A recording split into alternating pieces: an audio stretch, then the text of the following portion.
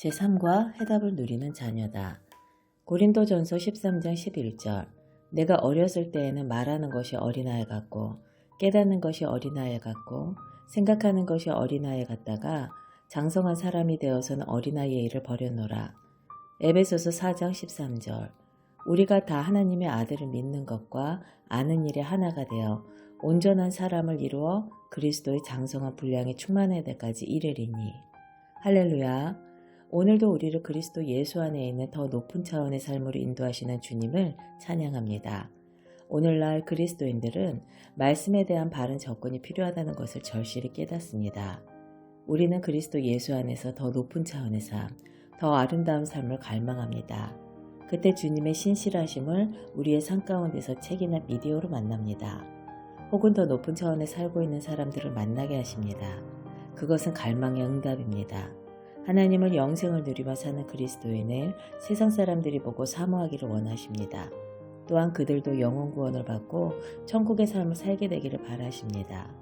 인간은 누구나 그리스도 예수를 통해 예비해 놓으신 좋은 삶 안으로 들어와서 살 권리와 자격이 있습니다. 하나님께서는 온 인류가 그렇게 되기를 꿈꾸셔서 독생자 예수 그리스도를 보내셨습니다. 이미 이루어 놓으신 일을 누리는 것이 우리가 바라는 그림이기도 합니다. 변화에 대한 우리의 태도. 발전한다는 것은 변화하는 것입니다. 변화가 없이 발전을 기대할 수 없습니다. 대부분의 사람들은 변화를 좋아하지 않습니다. 그리스도인으로서 새로운 것을 배우면 당연히 변해야 합니다. 생각도 변하고 말도 변하고 삶도 변해야 합니다. 변화를 불편해하지 않는 그런 체질을 개발하는 것이 중요합니다. 성경에는 예수님의 완전한 삶을 보여줍니다. 그러나 예수님은 예수님이니까 그러셨죠. 나의 주변에서 그렇게 사는 사람을 보지 못했어요 라고 말합니다. 이렇게 우리의 생각을 제한시켜버린다면 이로 인해 우리의 전진을 가로막힙니다. 그리스도의 몸은 서로 상합되고 연결됩니다. 반드시 누군가를 통해 공급받게 되어 있습니다. 본인이 인정하든 인정하지 않든지 하나님의 눈에는 위 권위가 존재합니다. 그 권위를 통해 공급을 받게 됩니다. 은혜는 받은 자를 통해 누군가에게 흘러갑니다. 그럴 때 건강한 그리스도인의 성장하여 발전할 수 있습니다. 혼자 성장하는 그리스도인은 없습니다. 우리가 이런 모든 것에 대해 감사합니다. 우리는 새롭고 생소하지만 그 변화를 달갑게 받아들입니다. 그때 더 빨리 효과적인 성장을 누릴 수 있습니다. 정통으로 한국교회에 가려져 있는 여러 문제들이 성장에 의하여 발견됩니다. 그리고 교정합니다. 축복의 때가 온 것입니다. 우리들 중에는 새로운 피조물에 대한 계시가 생소한 분도 있을 겁니다. 확실한 것은 하나님은 우리가 전진하기를 기대하십니다.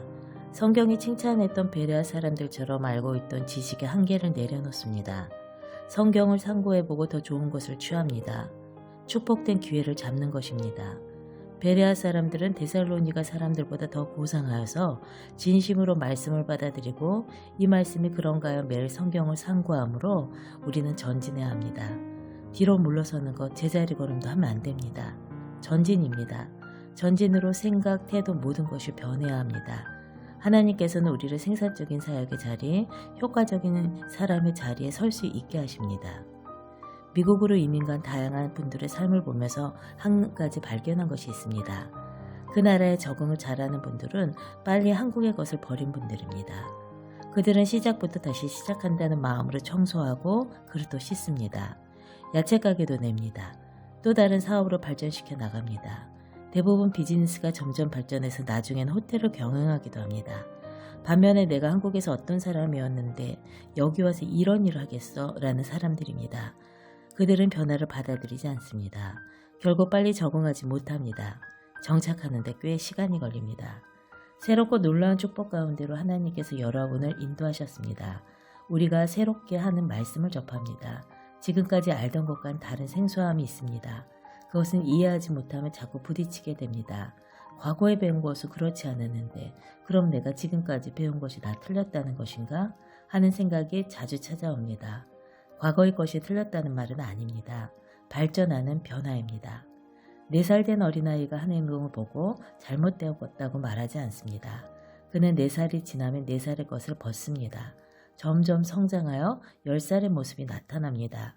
또 발전하면 10살의 모습을 벗습니다. 우리도 새로운 지식이 전달되면 그 지식으로 말미암아 우리의 삶을 점점 더 높은 차원으로 올라갑니다. 과거의 것으로 사는 분들이 틀린 것이 아닙니다. 그것도 존중받아야 합니다.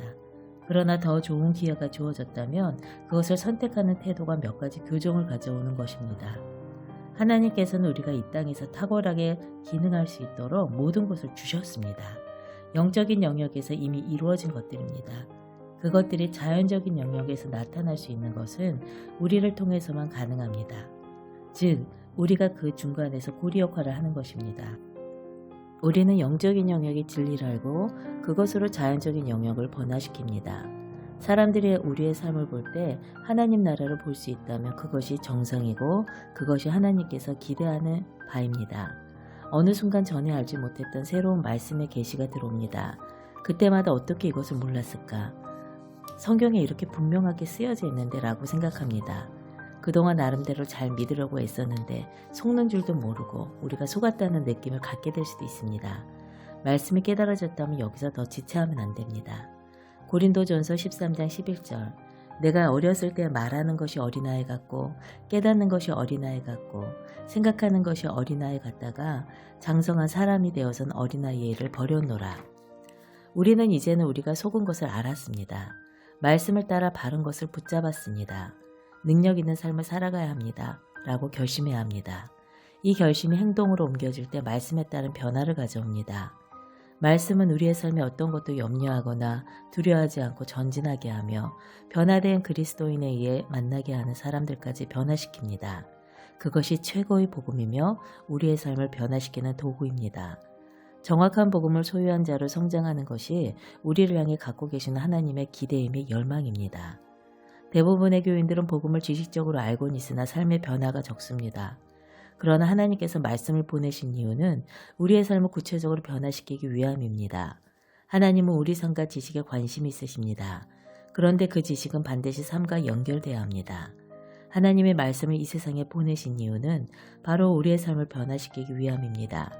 말씀을 들었다면 그 말씀이 내 생각, 내 말을 변화시켜야 합니다. 말씀이 말하는 그 분야의 삶을 변화시켜야 합니다. 우리가 말씀으로 변화될 때 놀라운 진보가 가능하며 어떤 문제에서도 빠져나올 수 있습니다. 우리가 개인적으로 양육할 때 항상 같은 메시지를 사용하면 하나님께서는 우리가 어떤 분야를 어떻게 세워야 될지를 말씀으로 정확히 알려주십니다. 어떤 분야이든지 우리가 해줄 수 있는 일은 말씀을 따라 생각을 바꿔주는 것입니다. 1대1로 말씀을 가르치고 생각을 바꾸도록 고백 기도를 하게 하는 과정은 누구라도 자신의 문제에서 하나님 자녀의 권세를 사용하여 어려운 환경 가운데서 스스로 빠져나와 승리하는 삶을 살아가게 합니다. 그것이 하나님께서 우리에게 주신 복음입니다. 예수님을 영접하기만 하면 그는 이제 멸망과는 상관이 없습니다. 요한복음 3장 16절 하나님이 세상을 이처럼 사랑하사 독생자를 주셨으니 이는 그를 믿는 자마다 멸망하지 않고 영생을 얻게 하려 하심이라. 하나님께서는 예수님을 보내심으로 인간의 모든 문제를 완벽하게 해결하셨습니다. 예수님을 받아들였다면 인간이 가지고 있는 모든 문제에 대한 해답은 이미 받은 것입니다. 이제 그것을 인식하고 찾아 누리며 성장하는 것이 우리가 해야 하는 일입니다. 나는 예수 그리스도 안에서 이미 해답을 받은 그분의 자녀다.